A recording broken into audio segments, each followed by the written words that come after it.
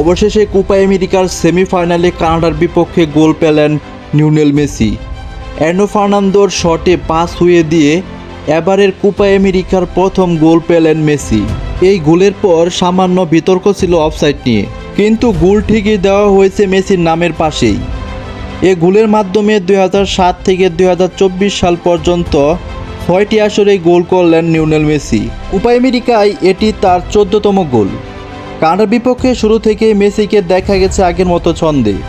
D মারিয়াকে সাথে নিয়ে মাঠের ডান পাশ থেকে একের পর এক আক্রমণ করছিল, কিন্তু সব যাচ্ছিল গোলবারের ডানে বামে এবং উপর দিয়ে। এর আগে ম্যাচের 22 মিনিটে প্রথম গোলটি পান আর্জেন্টিনা। মাঠের মাঝখান থেকে দ্বিপলের পাস থেকে দুর্দান্ত প্রথম গোলটি করেন জুনিয়র আলভারেজ। প্রথমার্ধে এটি ছিল একমাত্র গোল।